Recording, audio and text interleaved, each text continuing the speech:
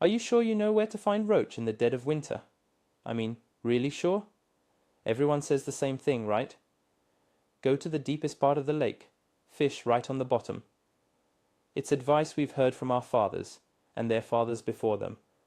But what if I told you that single piece of advice is probably the reason you're going home with an empty bucket? In this video, we're not just going to question that old rule. We're going to prove why it's often dead wrong. Stick around, and you'll find out the secret to why a handful of anglers are catching fish while everyone else is just getting cold. So, let me ask you this before we start. What's the deepest you've ever fished for winter roach? Let me know in the comments. For generations, the logic seemed unshakable. In the dead of winter, the water is coldest at the top, right under the ice. So, fish must seek refuge in the deeper, more stable, and slightly warmer water at the bottom.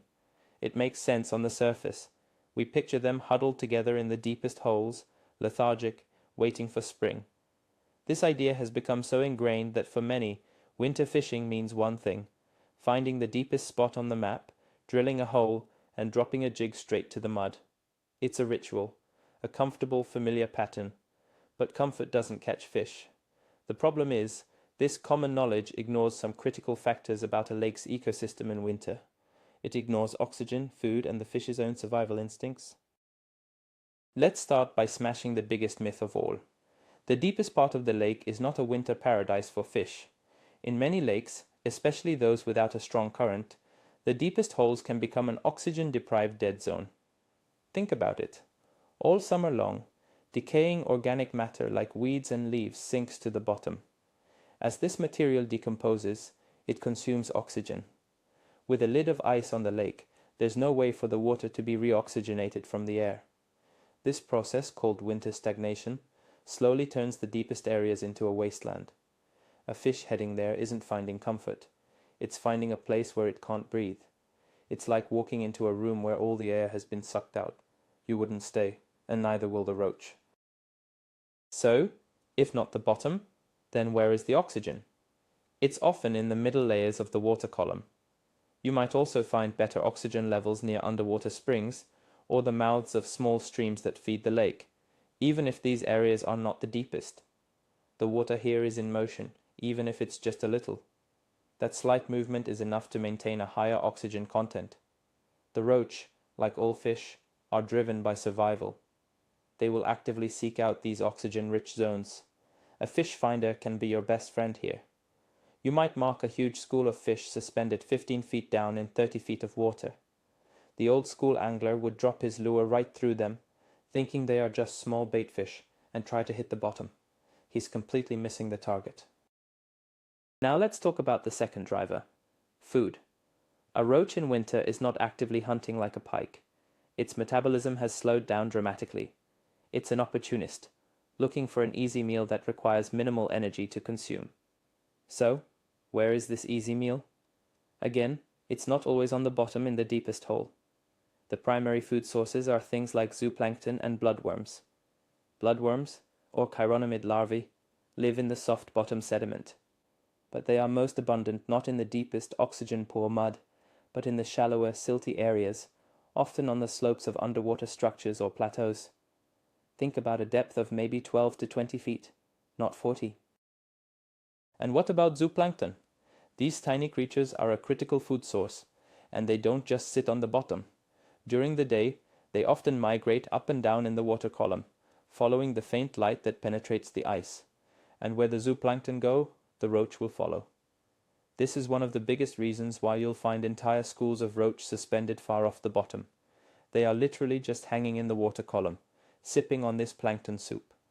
If your jig is sitting on the lake bed 20 feet below them, you are effectively fishing on a different planet.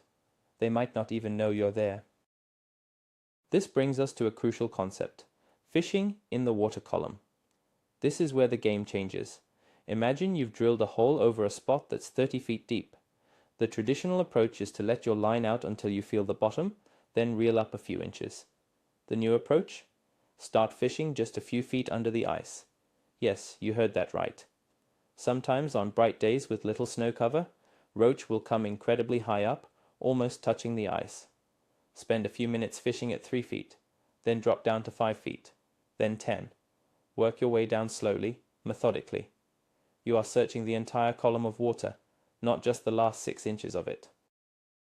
Let's look at a real-life scenario. You're out on the ice, and you see an old-timer. He's been fishing the same spot for 40 years. He drills one hole in the middle of the lake, sits on his bucket, and fishes the bottom. Maybe he catches 1 or 2. You, on the other hand, drill a series of holes. You start from the 20-foot contour line and work your way out. In each hole, you use your fish finder, or if you don't have one, you systematically fish every depth. In the third hole, at 22 feet of water, you suddenly start getting bites 10 feet down. You've found them. You've found a school of active, feeding fish suspended in their comfort zone. The old-timer is still waiting for a fish to find his bait on the bottom. Barometric pressure also plays a huge role that many anglers ignore. Roach are extremely sensitive to changes in pressure because of their swim bladder. During a period of stable high pressure, fish are often more comfortable and may roam more freely, sometimes higher in the water. When a low-pressure front moves in, bringing a storm, they can feel it. This often pushes them to hold tight to structure or drop down in the water column. But dropping down doesn't automatically mean going to the very bottom. It might mean they move from being 10 feet down to being 15 feet down. Understanding the weather pattern for the day can give you a massive clue about where to start your search.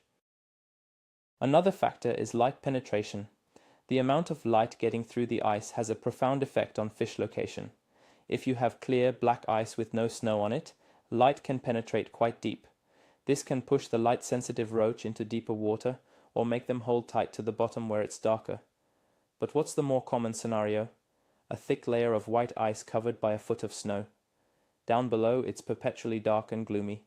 In these low-light conditions, roach often feel more secure and will readily move higher up in the water column to feed, even during the middle of the day. They are no longer afraid of predators from above.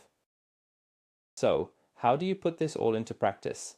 It starts with a change in mindset. Stop thinking of the lake as a two-dimensional map, where you just need to find the X that marks the deepest spot. Start thinking of it in 3 dimensions. The fish could be anywhere in that vast volume of water. Your job is not just to find the right spot on the surface, but to find the right depth underneath it. This means you need to be mobile and willing to experiment. Drilling one hole and staying there all day is a recipe for failure. Be prepared to drill 10, 20, or even more holes to find the fish. Let's talk about tackle adjustments for this suspended fishing strategy. You need a very lightweight jig or a small hook with a single maggot. When you're fishing high in the water, you're often targeting fish that are very neutral or inactive. They won't aggressively hit a heavy lure. You need something that hovers and quivers with the slightest movement of your rod tip. A tiny tungsten jig is perfect. Also, use a very sensitive float or a spring bobber. The bites will often be incredibly subtle. Not a sharp pull, but just a slight lift or a tiny twitch. If you're not paying close attention, you will miss 100% of them. This approach is especially critical during the true dead of winter, which is typically from mid-January to late February. This is when oxygen levels are at their lowest and fish metabolism is at its slowest. Early in the season, on first ice, fish are often still active and can be found closer to their autumn feeding grounds, which might be on the bottom near weed beds. But as winter grinds on, they are forced to move. They follow the oxygen and the food, and that path almost always leads them away from the deepest, stagnant basins and into those life-giving middle layers of the water. Consider the structure of the lake itself.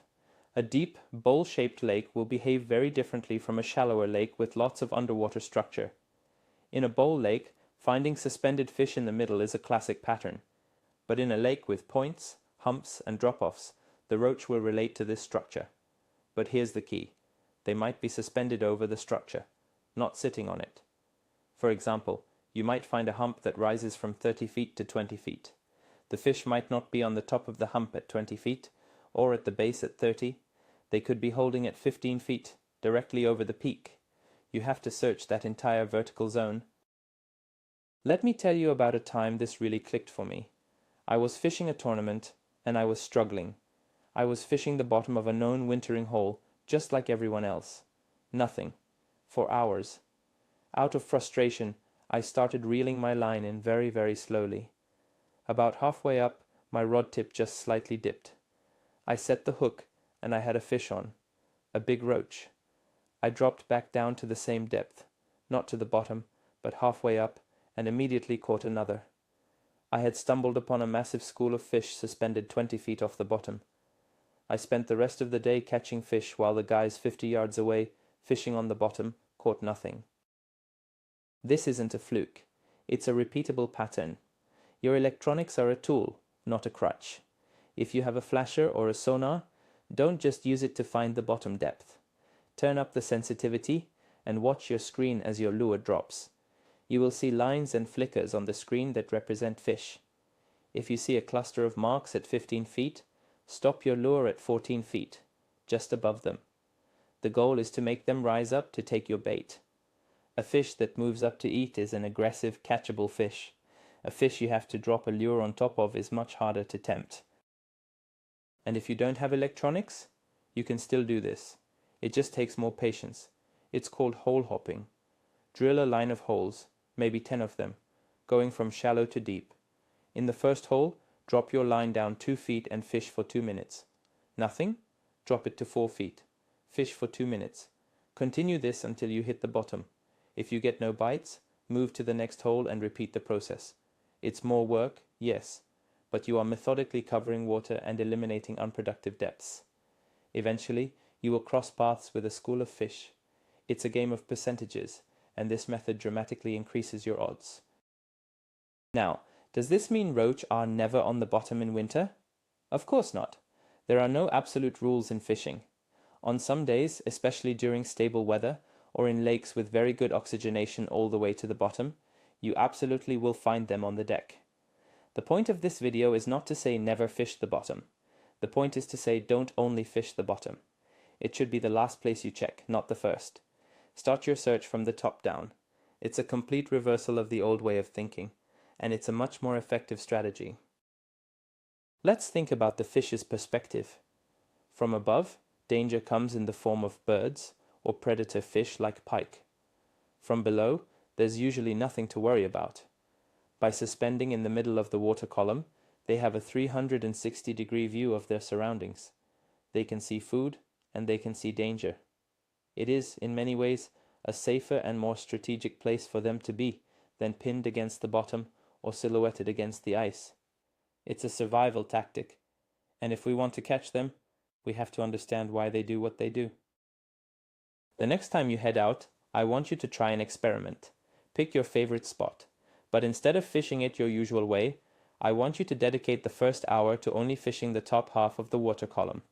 If the water is 40 feet deep, do not let your lure go past 20 feet. I am willing to bet that you will be surprised by what you find. You might not catch a fish on your first try, but you will start to build a new habit of searching, of exploring, of not just blindly following the old rules. And that habit is what separates the consistently successful angler from the one who just gets lucky once in a while. Think about the social aspect of fishing. You get to the lake, and you see a group of guys clustered in one area. The natural instinct is to assume they've found the fish. You go over, drill a hole nearby, and do exactly what they're doing. But what if they are all wrong? What if they are all sitting there, fishing the bottom, while the real school of fish is suspended 100 yards away over a featureless flat? The angler who is willing to break from the pack, to go explore, to trust his own process of elimination, is the one who will find these unpressured fish. Don't be a sheep, be a wolf. To sum up the core problem, we have been taught to think about a fishing spot when we should be thinking about a fishing zone. That zone is vertical, not just horizontal. The roach are living in a three-dimensional world, and our approach has to match it. The dead of winter doesn't make the fish disappear. It just changes the rules of where they live. They aren't in the deepest holes. They are in the life zones, the areas with the best combination of oxygen and food. And more often than not, that zone is not on the bottom. It's hanging, suspended, right in the middle, waiting for the angler smart enough to look up. So, let's put it all together. The age-old advice to fish deep for roach in the dead of winter isn't just a little off. It's often the exact opposite of what you should be doing. We've learned that the deepest holes can be oxygen-poor traps, and that the real action is often happening high up in the water column, where the fish find oxygen and plankton. The biggest turning point, the real aha moment, is realizing that a huge school of fish could be swimming just a few feet below the ice while you're patiently waiting for a bite 30 feet below them. Your entire approach needs to flip. Start high, work your way down, and think in 3 dimensions. This one change can honestly transform your winter fishing from frustrating to fantastic. Thank you so much for watching. If this video challenged what you thought you knew, hit that like button and subscribe so you don't miss our next myth-busting video. And now I want to hear from you. After hearing all this, are you going to change how you fish this winter? Let me know your plan in the comments below.